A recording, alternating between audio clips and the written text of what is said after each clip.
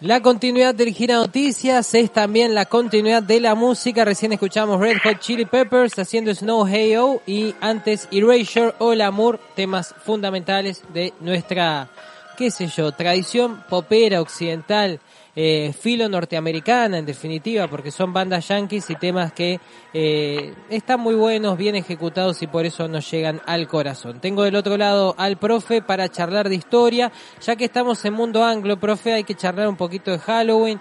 Hoy... Buenos días, saludos a la audiencia. ¿Cómo no vamos a hablar de la madre patria? Buen día.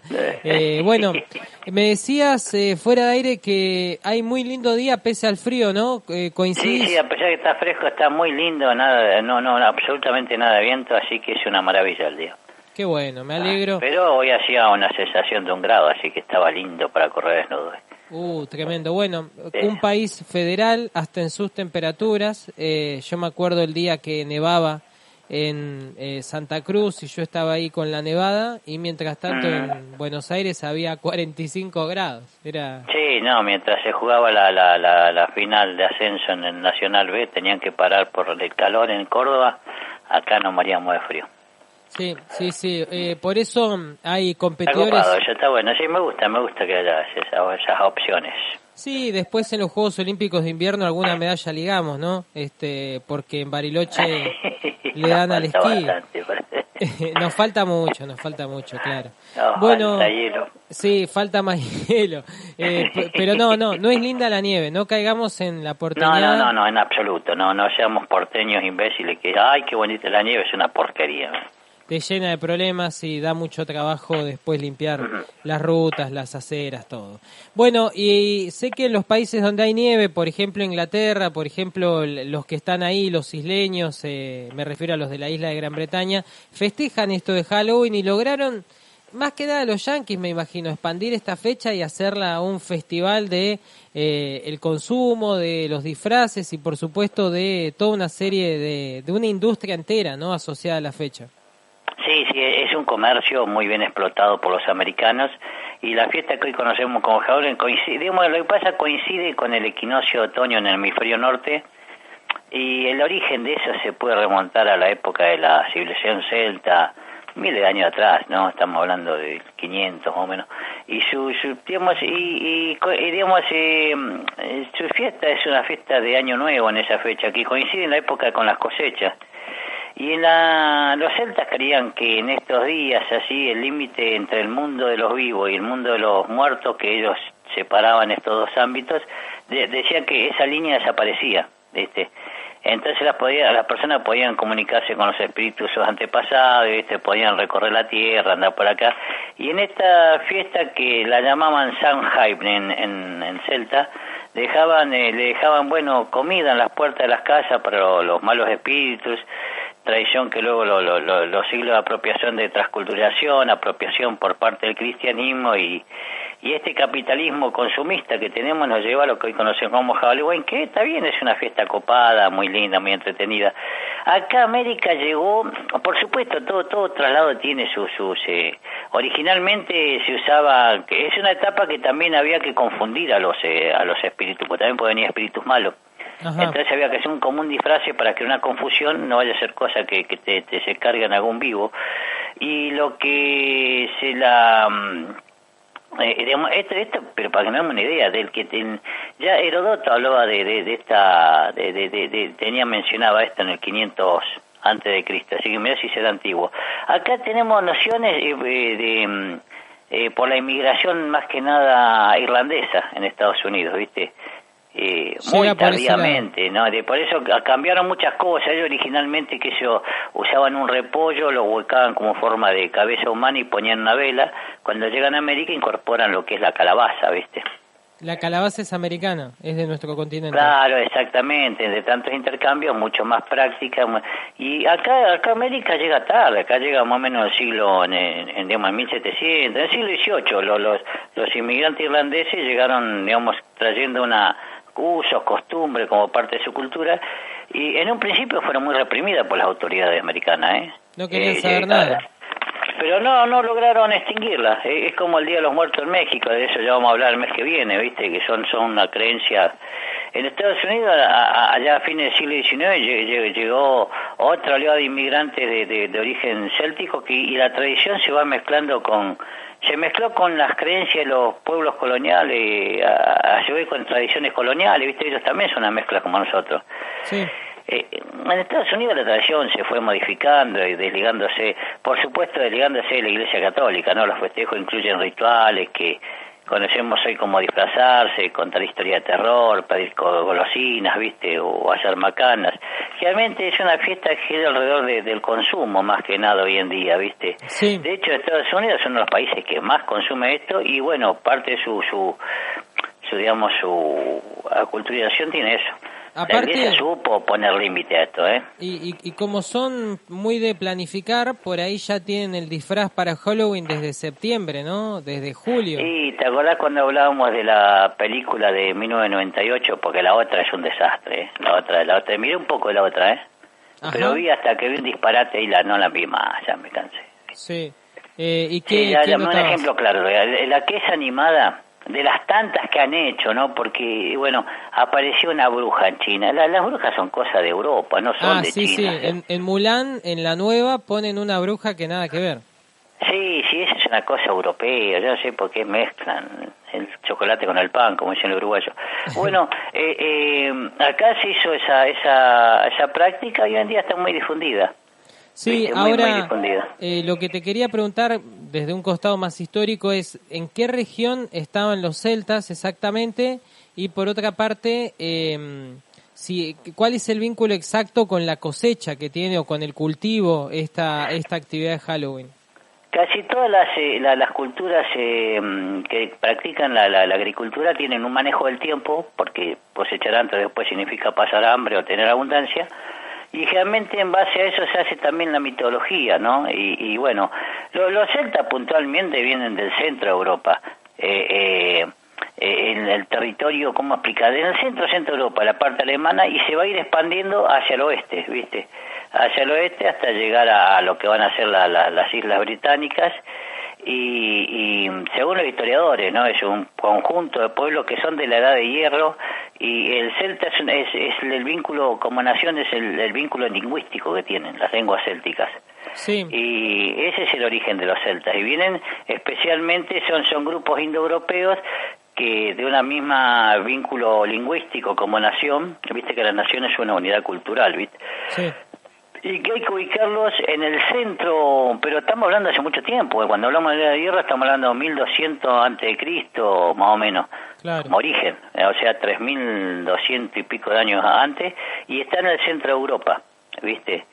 Y se va a ir expandiendo hasta lograr instalarse en lo que van a ser las islas, de las tantas expansiones que tuvo. Bueno, los gallegos son celtas, por ejemplo, porque los suevos eran celtas.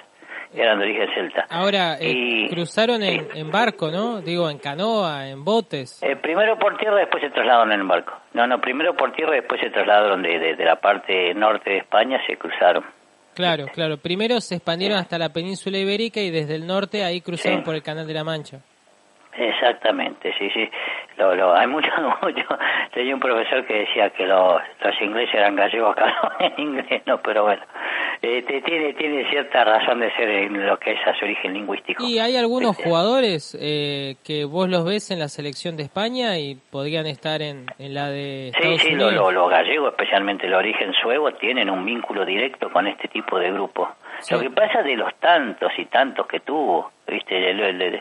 Gran Bretaña no es solamente los anglos y los sajones y los jutos, ¿no? Habían grupos previos antes.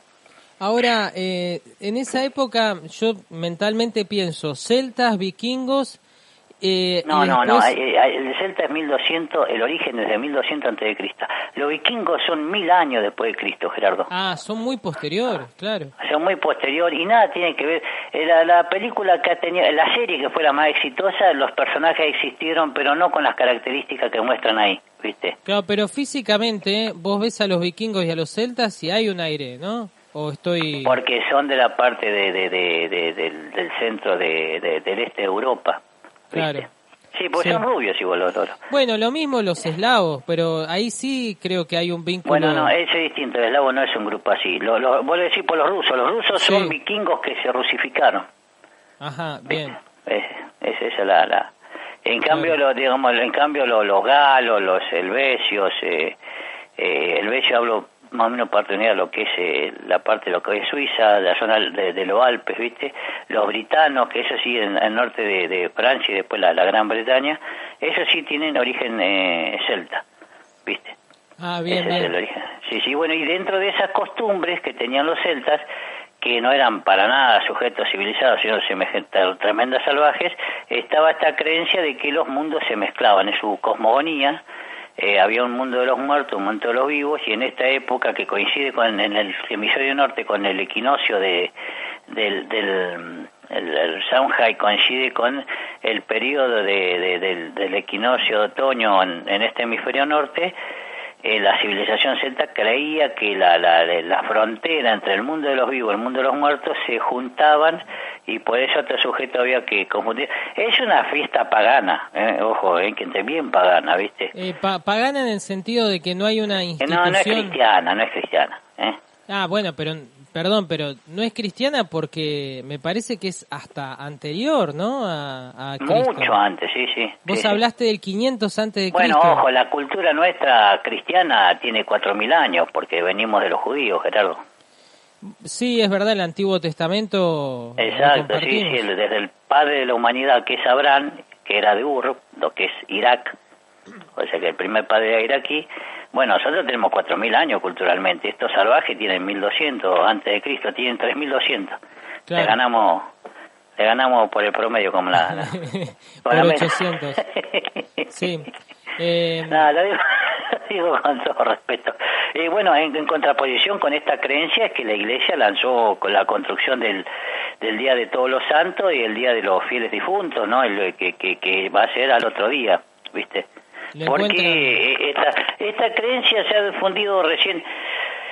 México, la que tiene, que es el Día de los Muertos, no tiene nada que ver, es una mezcla de la Iglesia con, es un sincretismo entre la Iglesia y los 4 niveles que tenían los mexicas, ¿viste? No, eso no hay que confundirlo.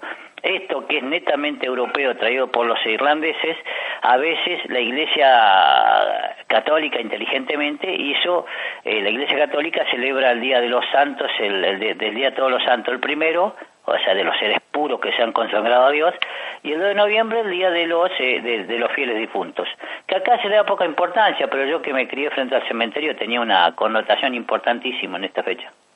Bien, profe, y estaba pensando en las explicaciones mágicas, ¿no? Es un sistema de explicación del mundo que no hay que pedirle racionalidad, argumentación, premisas, conclusión y razonamiento deductivo. Es sencillamente una adjudicación mágica a determinados fenómenos que ocurren en la naturaleza, ¿no? Digo, así eran... Sí, son explicaciones de tipo, cuestiones de la fe, Gerardo. Se cree o no Claro. se cree. No escapa todo, no hay que buscar lógica. Sí. Es parte del bagaje cultural de una determinada cultura.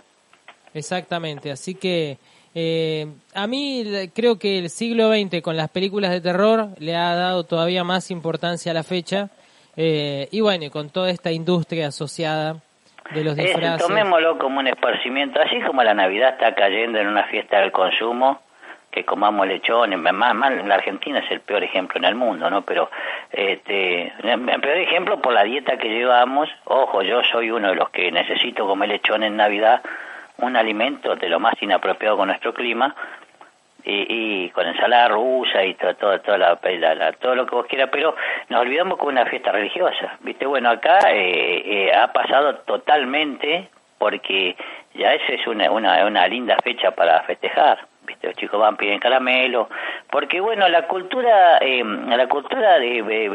los, si uno lee los cuentos irlandeses, todos estos seres tan simpatiquísimos que Walt Disney los llevó a un nivel muy agradable, eran sujetos, podían ser tremendamente buenos, podían ser tremendamente malos, Claro, sí. A mí me pasó el año pasado estar en un barrio nuevo que es Estación Buenos Aires, ahí en diagonal a la cancha de Huracán, en Parque Patricios. Tuve que ir a trabajar de emergencia un sábado a ese predio y de golpe estaba lleno de chicos con los disfraces, buscando caramelos por todo el barrio. estaba impresionado, no me lo veía venir. Y una señora me decía, la verdad es que odio a los Yankees, no me gusta nada esta fecha, pero ver a los chicos así de felices me pone muy contenta. Y la verdad que un logro de el barrio, y bueno, acá se da todavía más el sincretismo porque el que promovió toda esta movida fue el Jardín de Infantes del Estado, que está... Sí, es una cosa rarísima. Antes era monopolio de barrios privados y colegios privados, pero ahora Halloween llega a todos y es una práctica... Sí, la escuela pública. Ya se ha incorporado. Tampoco Estados Unidos lo tiene como fecha... como uso y costumbre, ¿no? Ya el origen, ya los irlandeses son católicos, Gerardo, en su gran mayoría son católicos, todos los irlandeses que cruzaron. Sí. Llevaron con ellos la cerveza, estas creencias y las peleas, porque es un pendenciero por naturaleza, ¿viste? Así que... Sí, vas a Boston y está lleno de católicos. Exactamente, sí, no, y eso que el único estado católico que tenía esas 13 colonias de miércoles era Maryland nada más. El resto eran todas protestantes. Claro. Sí, pegado a Massachusetts, ¿no? Al norte. Exactamente, sí. Bueno, esa es una de las creencias que se tiene y una de las prácticas que están. Antes, la época de mis viejos, yo no la conocí, Buenos Aires se llenaba. En la noche de San Juan se llenaba de fogata y todos comían en grandes fogatas batatas con un palito al fuego. Bueno, ahora tenemos esta costumbre que está mucho más sofisticada, hay muy lindos disfraces, se vende golosinas extraordinarias. Así que, y se come algo rico siempre. Sí. Bueno, profe, te propongo una pausa y nos metemos con los otros temas que están vinculados más que nada a fallecimientos de figuras importantes. Lo histórico, propiamente dicho. Sí, importantes de nuestra historia argentina, así que vamos a estar charlando. También a la pasada lo menciono, no para desarrollar, pero hoy es el Día de las Ciudades. Esta es la primera vez que se hace el Día de las Ciudades. También es el Día Mundial del Ahorro por un congreso que se hizo. Sí, bueno, pero eso lo mató, quedó perimido en el tiempo. Eso que el ahorro es la base de la fortuna, lo trajeron nuestros abuelos inmigrantes, ya no existe más. Lo peor que puedes hacer, no, ojo, nosotros no tenemos capacidad de ahorro, más allá de no tener capacidad, no ahorramos. El argentino es experto en crisis, Gerardo, esto hay que aclararlo en términos económicos. Cuando nosotros compramos mercaderías, electrodomésticos, cosas porque sabemos que se desvaloriza el dinero. Entonces, como medida preventiva, gastamos nuestros dinerarios en esas cosas, Gerardo. Sí, porque... Usted se llena de cerveza porque sabe que se le acaba la plata y no va a poder comprar la misma cantidad de cerveza. Claro, es que si no... ahí entendió, no, bueno, bien. Y si estás un poco mejor, plazo fijo o a lo sumo alguna cuestión ya más extraña. Pero acá, en este país, con lo que yo me creo que el ahorro es la base de la fortuna, eso es eso nació porque los correos antes te vendían una estampilla, una estupidez de viejo, ¿viste? Sí, el consumo inteligente se ha vuelto la base, si querés, de cierta estabilidad, ni siquiera fortuna. No es que lo hemos elegido, se ha impuesto, no es una pauta cultural. Una pauta cultural, nosotros incorporamos Halloween. Ahora, bueno, festejamos, tenemos una excusa más para salir a disfrazarnos y a comer golosinas. Y está bueno que digas la palabra cultural, porque a veces desde los medios estúpidamente se dice que no hay cultura del ahorro. No es un tema cultural, es un tema de circunstancias, de vida económica. No, es algo dinámico y parte de las identidades que son múltiples en cualquier sujeto. Y uno las pone son múltiples y uno las pone de acuerdo al interlocutor que tiene enfrente. Exactamente, depende más de eso que de otra cosa. Hacemos tanda y seguimos con más 56 minutos en la hora 11. Si usted desea publicitar o promocionar su producto, comercio o servicio en el Gira Noticias, comuníquese al 0297 411 4990 o a través de nuestro Instagram, @elgiranoticias. Con gusto resolveremos sus dudas e inquietudes y le brindaremos la solución que está necesitando. Este es el programa de P3 Producciones 3, promueve ventas en radio y TV, su departamento radio. Continuamos en Gira Noticias, estamos charlando con el profe, repasando las efemérides históricas, recién hablamos de Halloween y ahora nos vamos a meter con un poquito de historia argentina, ¿no? Para salir del tilingaje, de las potencias extranjeras que en el aspecto comercial están muy presentes en nuestras vidas. Vamos a charlar un poco de nuestra historia y allí aparecen dos figuras importantes. Hola, profe, ¿me escuchás? Raúl.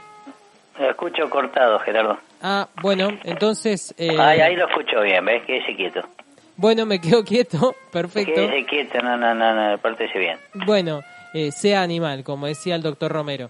Exactamente. Te iba a decir, no sé por cuál querés empezar, porque se me pierde Bueno, por William Miller, uno de los ingleses que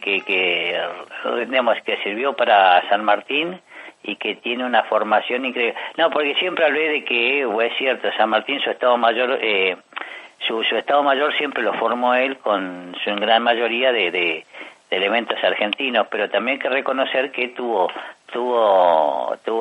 digamos, William Miller, que es conocido como Guillermo Miller en Hispanoamérica, fue un militar británico que digamos se incorporó al ejército nuestro después de haber digamos participado allá en 1811 en Portugal con tropas, digamos, para combatir junto a las tropas portuguesas y españoles contra el ejército de Napoleón, el ejército invencible en ese momento. Bueno, estamos hablando de 1811 aproximadamente, donde San Martín también tomó acción en esta época. Era un joven oficial que combatió en la ciudad de Rodrigo, Badajoz, en la batalla de Vitoria. Estuvo bajo las órdenes del general Wellington, ¿ves? Y sí, que formó parte de ese compendio de fuerzas aliadas que lograron expulsar a los franceses, a ese ejército invencible, que hacía desastre, porque la verdad que en España, después, lo peor que le pasó a España es tener la batalla de Bailén, donde San Martín se llenó de gloria, pero fue lo peor, porque después todos los combates que se hicieron contra la armada francesa en tierra, fue un desastre. Bueno, tuvo que venir Wellington, lograron un movimiento de fuerzas conjuntas y bueno, posteriormente, este ya veterano de guerra, muy joven, se va a embarcar, se va a embarcar en Gibraltar hacia lo que va a ser América y va a desembarcar en 1817 en América del Sur, buscando lo que buscaba todo veterano de guerra en ese momento. Llega a la Argentina y lo primero que hace se pone del lado de la fuerza patriótica, se le reconoce el grado que tiene como capitán de artillería. Él fue general, brigadier, tuvo muchos cargos en toda América del Sur. Él sirvió tanto en Gran Bretaña, en Argentina, en Chile, en Perú, y tuvo una participación descollante en cada uno. Es al que le debemos cuando en 1818 el general Osorio viene con refuerzos de Perú y nos pasa por arriba al ejército conjunto chileno y argentino, el ejército de los Andes que se llamó, que nosotros lo conocemos como la sorpresa de Canza Rayada. No fue una sorpresa, Gerardo, fue una batalla en la cual nos pasaron por arriba porque San Martín se había ido a Buenos Aires y sus comandantes no se ponían de acuerdo. Bueno, acá el que ya con el grado de coronel Guillermo Miller logra, gracias a su organización de la artillería y al movimiento de las eras, frenar un poco a las tropas realistas, porque si no, eso hubiera sido una masacre directamente y hubieran desintegrado completamente todo el ejército de San Martín, ¿viste? De San Martín y O'Higgins, ¿no? Vamos a decir. Es ahí donde San Martín, cuando ve la actuación que tuvo, lo nombra sargento mayor y lo toma como edecán inclusive. ¿Edecán? Edecán, sí, o sea que lo tenía como uno junto con sus... que va a ser el que va a tener problemas con Lavalle y un montón de cosas así. Después, bueno, como faltaban gente capacitada, porque había tenido un desempeño en la fuerza de artillería, en la fuerza de tierra brillante, se va a incorporar a la Armada chilena, a la Marina. En el puerto de Valparaíso se embarca con la fragata Lautaro y comienza a comandar tropas de infantería marina y artillería marina, vendría a ser, que tenían el objetivo de proteger toda la escuadra que había formado Chile incipientemente en todo lo que es la costa del Pacífico. Claro. Ahí O'Higgins lo había tomado. Él tuvo contacto con otro personaje muy importante que va a ser Thomas Cochrane, un escocés polémico. Curiosamente la efeméride hoy nos cuenta que Miller muere en 1860, un día como hoy, y Cochrane en 1861, mueren un día atrás del otro. Y bueno, hoy en día, para el que no conoce, son calles, no están muy lejos. Cochrane está por Villa Pueyrredón, en Buenos Aires, ¿no? Y Miller ahí en Villa Urquiza. Pero claro, no sabemos esta historia atrás y que están vinculados a la independencia patria. Sí, Cochrane no se lo conoce porque chocaron mucho con San Martín, por eso nosotros tenemos en el olvido, pero Chile lo tiene como el mayor de los próceres. Así como el padre de la Armada nuestro es el irlandés Guillermo Brown, ahora irlandés, porque cuando era chico nos enseñaban que era inglés, porque era de más categorías el inglés que irlandés. En Chile no, en Chile siempre Cochrane conformó. Bueno, él participó, estuvo bajo las órdenes del comandante de la Armada, que era Cochrane, y formó parte de la expedición de la independencia del Perú, ¿no? Organizaron la expedición libertadora del Perú, ocupó parte de la fila del ejército expedicionario, va a tener una participación muy importante en algunos de los combates, va a estar en el combate digamos, él ahí ya va a formar parte de la caballería como general, y después va a pasar a ser el jefe de caballería, general de caballería de la fuerza de cuando se va a San Martín del Perú. El general Miller ya en ese momento formó parte del ejército del Libertador Bolívar y participó activamente como jefe de caballería independentista en la batalla de Ayacucho, Junín, donde tuvo una participación muy importante y que llegó a ascender el grado de mariscal del ejército del Perú. En 1821, es más, se creó una fuerza de caballería de húsares muy importante bajo la comandancia de él. O sea que jugó para los dos lados, ¿no? Para San Martín. Sí, más, jugó para el lado que supuestamente llamaríamos patriótico. Claro, porque pero él digo... siguió a San Martín y después cuando San Martín se fue se puso las órdenes de Bolívar, como algunos generales, o como algunos oficiales nuestros. Sí, es verdad, no me tengo que sorprender tanto. Lo que me llama la atención... La Valle, acordate que en Riobamba se convirtió en un león, ¿viste? Sí, a mí lo que me llama la atención es que los tipos, siendo de otra nacionalidad... bueno, habría que hablar de nacionalidades en esa época, pero digo, que sean tan profesionales de cambiarse de ejército y siempre pelear en contra de, no digo los orígenes, pero bueno, es que era otro mundo, ¿no? Era en contra de España y en contra de una monarquía absolutista, y en todo caso él este era un profesional ya que venía de las guerras europeas. Que en todo caso hay que entender, todos los combates que se ven en la guerra napoleónica era una movilización de cientos de miles de efectivos. Acá claro, lo máximo que se ha tenido a veces eran 5.000, no llegaban a los 10.000 efectivos. La batalla de Ayacucho, para ahí comprometió muchos efectivos en la otra, pero si no, además el resto de batallas eran con una cantidad de efectivos comparativamente hablando con las guerras europeas. Por lo tanto, no es raro que ellos después de la capitulación después de Ayacucho fue nombrado como gobernador. Sí, y aparte capaz le tenían bronca ya a España de todas estas batallas anteriores. Aunque no, porque si me decís él peleó con fuerzas portuguesas y españolas. Y bueno, pero eso es lo loco, y después peleás en contra de España. Y lo que pasa que cualquiera que sabía de Fernando VII, de Carlos IV, Gerardo, era imposible no odiar esa monarquía.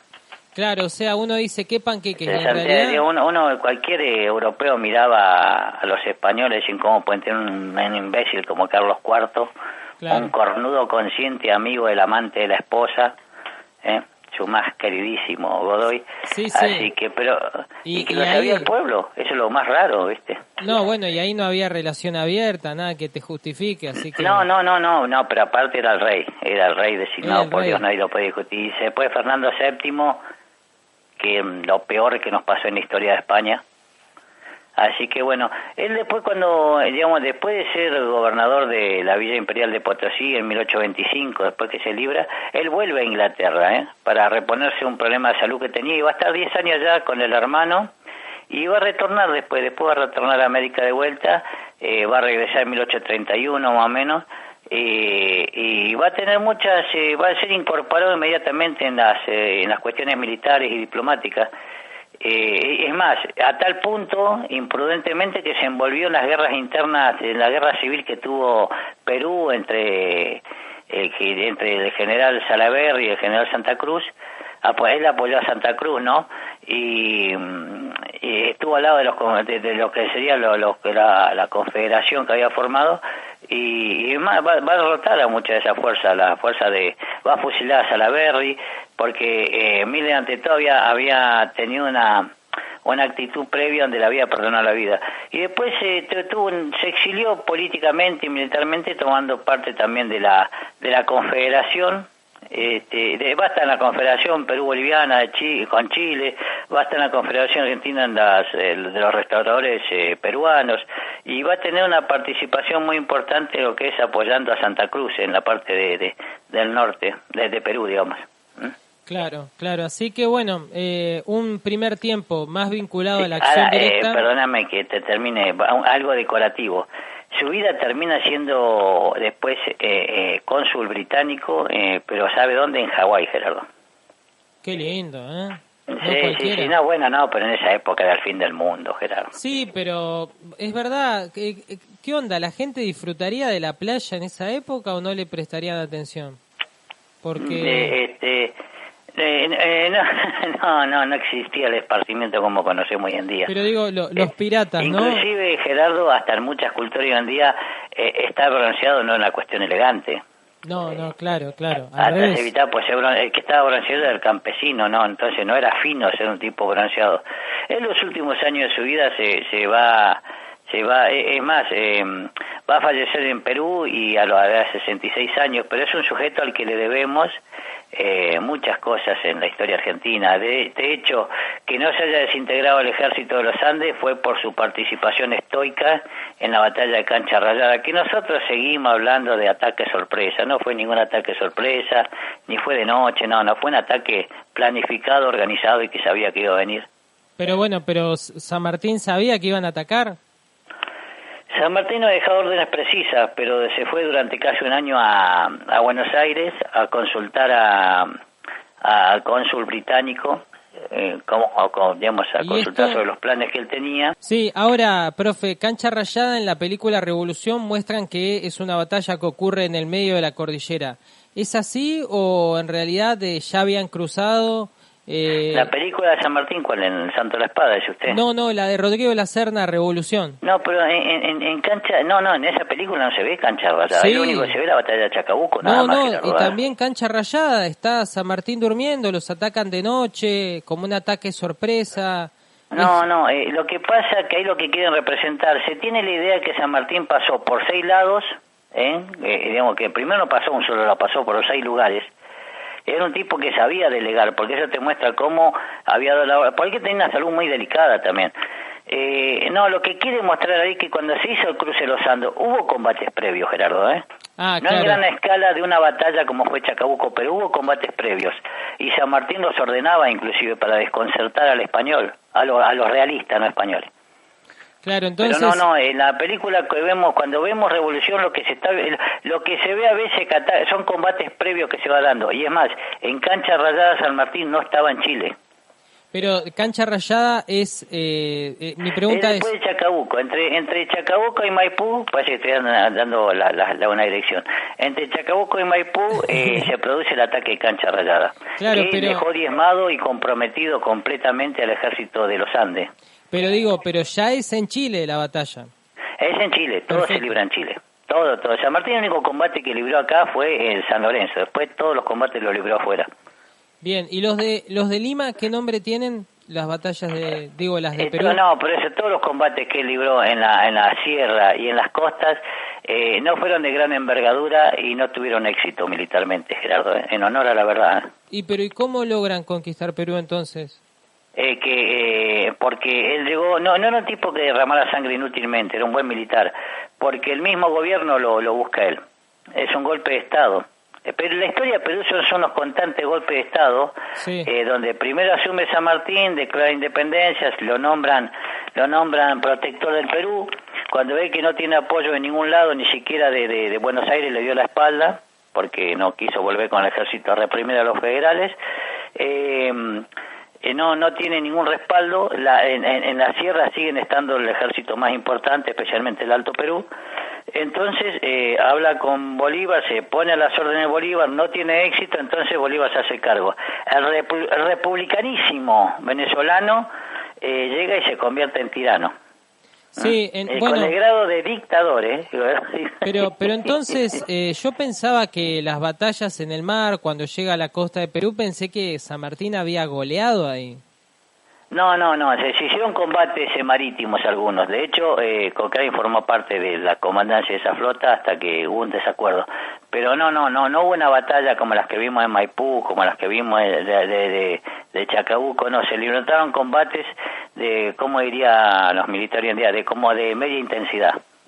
Claro, es que, bueno, por eso no hay nombre de batalla, ¿no? Por eso hablamos de Chacabuco, Maipú, Cancha Rayada y después, bueno, Ayacucho. Lo que pasa es que los demás fueron derrotas, Gerardo, eso es lo que hay que decir, ¿eh?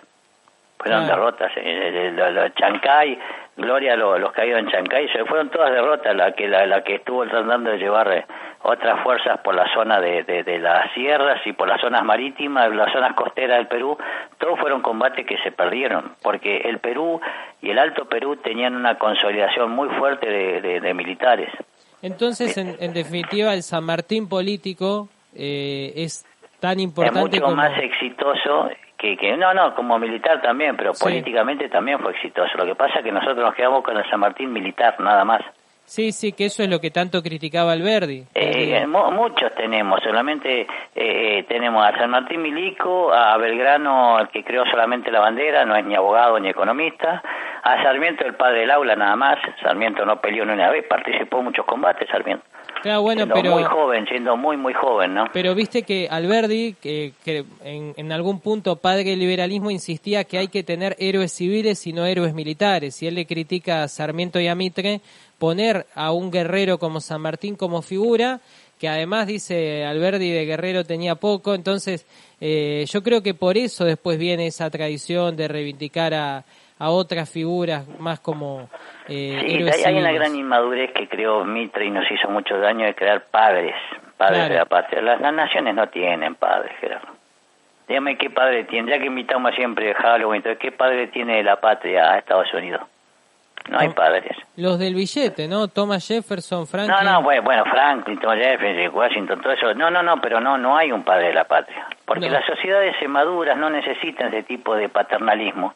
Ese es un error muy grande que le debemos a la historia argentina, construida por, más que nada por Mitre, porque Vicente Fidel López aportó muy poco en eso, no, hasta llegó a tergiversar algunas cosas para hacer un cuento más o menos viable. Es que también lo que pasa, profe, yo diría sociedad madura allá en Estados Unidos, lo que pasa es que siempre fue una casta dominante que en ningún momento abrió el juego a la democracia y que creó una tiranía de la mayoría, pero dominada por ellos en un montón de aspectos. En estos periodos la democracia no tenía ningún sentido ni valor, Gerardo.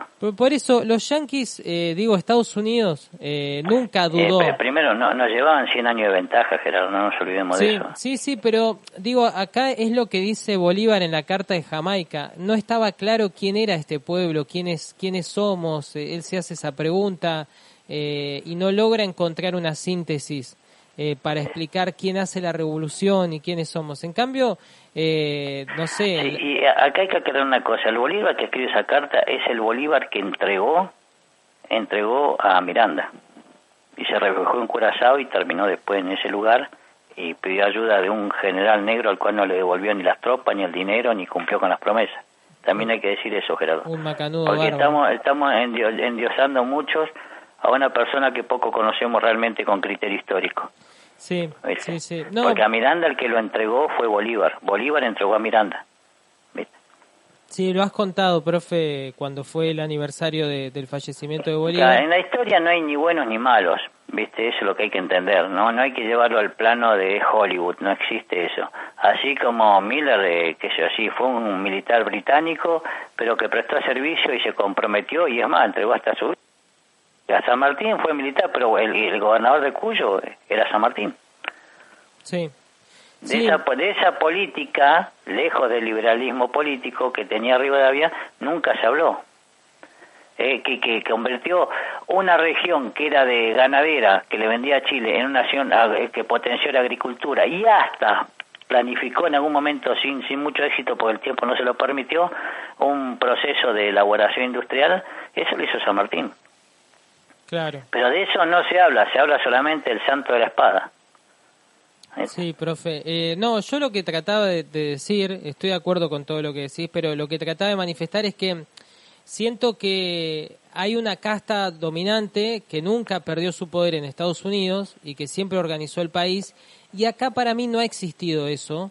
Y hoy en día pasa con el establishment económico que tenemos, que para mí es bastante cambalache, cachivache, no le interesa el progreso nacional. Y bueno, y en cambio en otras naciones donde se ve un avance, a veces es de arriba hacia abajo, de un sector dominante que se impone. Revolución Meiji en Japón, la burguesía industrial de Corea del Sur, vinculada a todo el sudeste asiático. No, son procesos en donde sí tenés un sector, un avance, pero bueno, también son minorías que dominan al resto del país. No sé si lo ves así igual. Sí, pero más que nada por ausencia, un gran tema, hay un proyecto. Hay un proyecto, sí. Hay un proyecto y un lineamiento que yo no veo en los... Hoy en día todos los políticos son sujetos que se movilizan en función de cuidar sus privilegios porque no quieren cambiar nada. En esta época no querían cambiar nada tampoco. La Revolución de Mayo fue una situación en que la ley local no quería cambiar nada, no quería perder sus privilegios. Pero así se comprometía y iba a traer un proyecto. Se incolumnaron en un colectivo que le permitiera llegar a un tipo de objetivo. Acá no hay nada de eso, Gerardo. Acá no hay absolutamente nada de eso. Es una simple cuestión de sostenerse en el tiempo, tanto la parte jurídica como la parte política partidaria, Gerardo. Y no están dispuestos a arriesgar sus ideas, cosa que sí pasó con esta gente, ¿viste? Claro. ¿Vos sentís eso en el presente? Sí, veo lo que están haciendo son los defensores de sus privilegios y su condición y después, ventajosa y nada más. Así como en esa época había proyectos, pero ninguno lograba conquistar la hegemonía y llevarlo adelante, hoy también hay buenos proyectos y buenas ideas. San Martín tenía un proyecto de hacer una monarquía constitucional y hasta buscó de cualquier lado lograr eso. Pero no tenía hasta cómo. Le pidió apoyo a Inglaterra, que Inglaterra no lo hizo porque estaba muy bien en su condición, ¿para qué le iba a cambiar? Claro. Le llegó a ofrecer que quédense con... Y hasta el mismo Bolívar también hizo lo mismo, ¿viste? Sí, pero no tenía... Le ofrecieron Chiloé, dicho sea de paso. ¿A Inglaterra? A Gran Bretaña dice, no me interesa, tengo. Claro. Bueno, otro de los sujetos, ahí tenés uno que era muy parecido a esas políticas que tenemos hoy en día, es este escocés Thomas Cochrane, que fue un sujeto que se formó de muy temprana edad, desde los 11 años, y bueno, Cochrane, ¿por qué por qué en la historia argentina no lo vemos? Porque fue un sujeto que con una personalidad muy soberbia, más soberbia que los argentinos, chocó mucho con San Martín, ¿viste? Pero es un tipo que militarmente llegó a formarse ya de muy joven nomás, ya, porque como era una familia de un clan que venía menos en las cuestiones económicas, lo metieron, con lo único que quedaba en esa época, meterlo en la casta militar.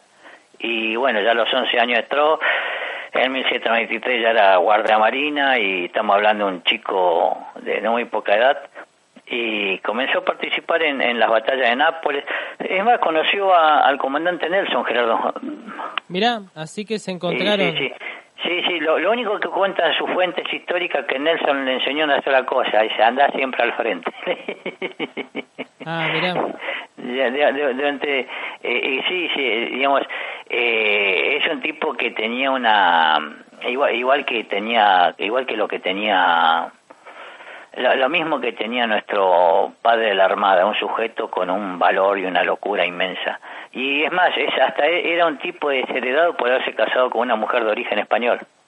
Perdió todo, ahí tenés, este sujeto perdió los privilegios, aunque después los recuperó, pero un tipo que venía de la nobleza, tenía cargo nobiliario.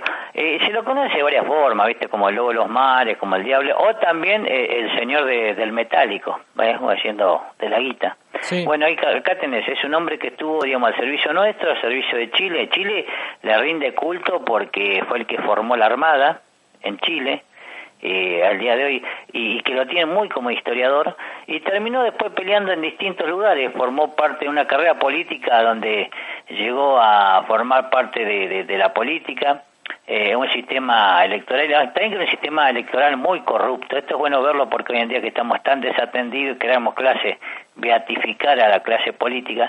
En la carrera política de Cochrane, bueno, en 1806, 1807, que él tenía un cargo, el sistema electoral británico era tremendamente corrupto, ¿viste? Completamente corrompido y manipulado, y bueno, él formó parte de esa casta política, como decimos hoy en día, y después se puso al servicio de la Armada y volvió a prestar servicio. Prestó servicio en Argentina, muy poco tiempo, después pasó a Chile.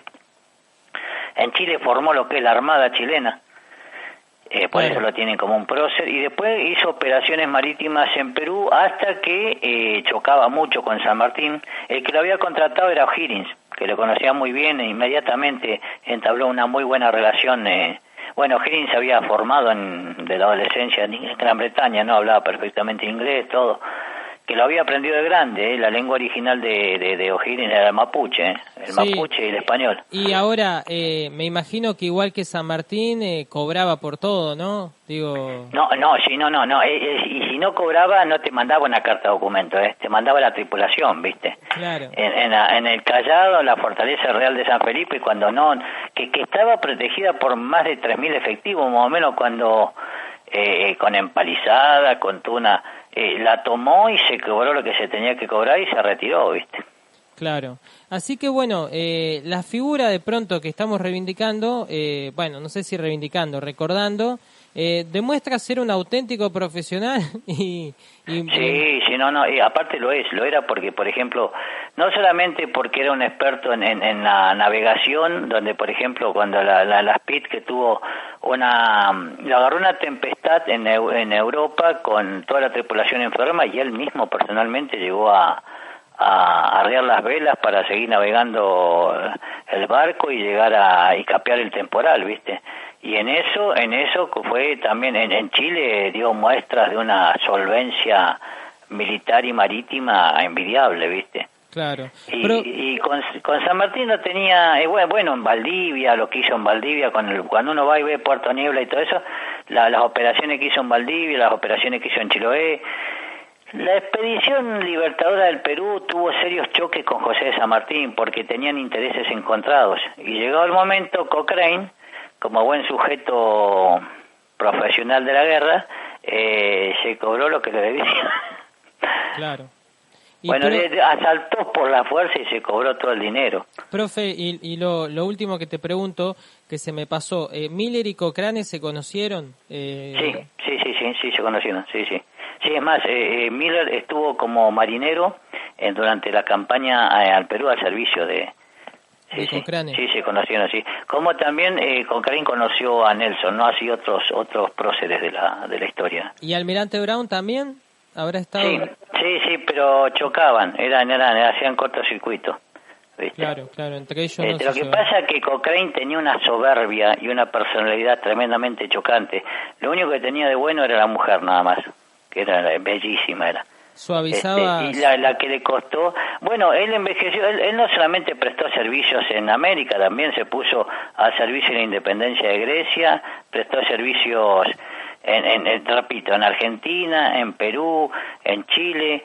en la guerra digamos, en la independencia de Brasil también participó en 1825. En un momento determinado dejó de prestar servicio al lado español para prestar el servicio a los brasileros, y tuvo entre 1822 y en adelante, en 1825, prestó servicio. Después se fue a Grecia, donde participó contra la independencia, contra los turcos, y así pasó toda la independencia de Grecia, lo tiene él como prócer. Sí, él participó en la independencia de Chile, de Perú, la independencia de Brasil, la creación de ese Estado nuevo que va a ser la Confederación del Ecuador, y por último, en el pináculo de su vida, va a prestar servicios como comandante en la independencia de Grecia, ¿viste? Me hace acordar a Garibaldi en ese sentido, por la variedad. Exactamente, era un guerrero, no, pero no tenía tanto proyecto político, era un profesional de las armas, Claro, más allá de la política. No, y pagale, mejor que le pagues, ¿viste? Claro, le gustaba la rosca y era su manera de vivir. La vivir. rosca y el dinero con locura, ¿viste? Por algo le decían el señor del metálico, como dijiste. Sí, no era señor, ¿cómo que se dice en inglés? Lord. Claro, sí. Lord del metálico, sí, no le quitemos el derecho nobleza. Bueno, llegó a ser, lo que pasa que uno, por cuestiones de tiempo, él llegaba a desarrollar máquinas de vapor, llegó a manejar armamentos modernos, utilizó la cohetería en algunos lugares. En Grecia tuvo unas elaboraciones de lanchas torpederas mezclando pólvora con alquitrán y haciendo explotar esos barcos en medio de la formación enemiga. Los turcos le llegaron a tener mucho miedo, ¿viste? Claro, y hay que asustar a los turcos, ¿no? De las razas más... Sí, no, eran guerreros milenarios, sin embargo este sujeto era como era Brown también, sujetos que no medían el peligro. Y bueno, así envejeció, ¿viste? Y terminó sus días. Volvió después, cuando ya se cansó de todas estas aventuras, volvió al servicio de la Real de la Real Armada Británica, y ahí terminó. Llegó a tener órdenes, fue nombrado caballero, tuvo un montón de cargos, que participó activamente en todo tipo de operativo. Y repito, el último que tuvo fue en la independencia de Grecia. Él es uno de los próceres, como también en Chile se le rinde un homenaje permanente, ¿viste? Claro, me imagino. Así que... En Valdivia especialmente, en Valdivia se le tiene una veneración increíble. Nosotros no lo tenemos como historiador. Hay un historiador que no es profesional, pero respeta mucho las pautas históricas, que es un médico oftalmólogo, Omar Matos, que escribió un libro, El General y el Almirante, y ahí cuenta, es nada más que es una historia tipo Culebrón, pero citando bien las fuentes, ahí se muestra cómo se entiende por qué Cochrane no fue un sujeto recordado en la Argentina, porque con San Martín chocó muchísimos, claro, al punto casi de ir al choque armado, ¿viste? Claro, por ese lado pasa la enemistad, y desde ahí es que la historia no ha hecho el debido homenaje de su figura. Y lo que pasa es que aparte tenía una personalidad peor que los argentinos. Claro, sí, me queda bien claro. Para que sea más petulante que nosotros. Y hay que tenerse demasiada fe para hacer todas estas cosas también. No, era un sujeto muy seguro de sí mismo y con una decisión. Muy temido, como pasaba con San Martín. La tripulación, a Brown, a San Martín y a Cochrane, los mismos subordinados le tenían más miedo que al propio enemigo. Y es un tipo que se murió cuando se cansó de vivir. Él murió en 1860 y tenía casi 90 años, ¿viste? Claro. Bueno, profe... murió en Londres en más o menos 1860, pero creo que no sé si no tenía 90 años, mirá. Era un tipo tremendamente viejo, pero, repito, terminó como almirante de la Marina Real, Claro, a diferencia de Miller... contraalmirante, yo no conozco bien los cargos de la Marina, pero era contraalmirante de la Marina Real y envejeció con todos los honores, ¿viste? Sí, no, y aparte, contraalmirantes creo que es uno de los cargos máximos, si no ya sos comandante en jefe, ¿no? Pero el tipo...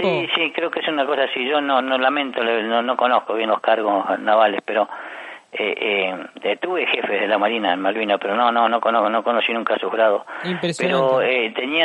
Pero murió casi a los 90 años en Londres con el grado de contraalmirante al servicio de la Real Flota Naval Británica, y con una foja de servicios sorprendente, ¿viste? Es más, aparte era un tipo era de hacer muchas innovaciones, experimentar con armas secretas, inventar cosas. ¿Viste? Había aparecido el barco a vapor, hizo algunas incorporaciones, pero era un tipo, encima un sistema de señalización novedoso que no se lo entendían, ¿viste? Claro, bueno, Miller sí, en cambio, fue amigo de San Martín, y mantuvieron un vínculo. En cambio, bueno, Cochrane, explicaste muy bien esta enemistad, estamos recordando sus dos figuras, y bueno, profe, me encantó el recorrido especialmente de Cochrane que has hecho, que vivió mucho... Yo repito, hay un libro que se llama El General y el Almirante de Mario Matos, que es un médico historiador, pero que tiene una linda pluma para leer. Es una historia, no es el hormigón armado por ahí del Perindongui o de otros historiadores a los cuales les debo mucho respeto, pero que no recomiendo ninguno. Este sujeto, este médico, Omar Matos, tiene una pluma muy, muy entretenida, y eso va a permitir entender por qué Cochrane no forma parte de nuestro panteón patriótico, ¿viste? Exacto, profe. Bueno, un gusto esta charla. Nos reencontramos mañana a las 11:30 para seguir conversando de historia. Que tengas un bonito martes y bueno, que disfrutes de ese día. Tenés suerte. En Buenos Aires, en cambio, hay lluvia torrencial, y está muy complicado todo. Bueno, que tengas un buen día, Gerardo, y perdón por la desprolijidad. No, pero espectacular el nivel de detalle y la descripción que has hecho. Así que abrazo y buena tarde para vos también. Que tengas un buen día.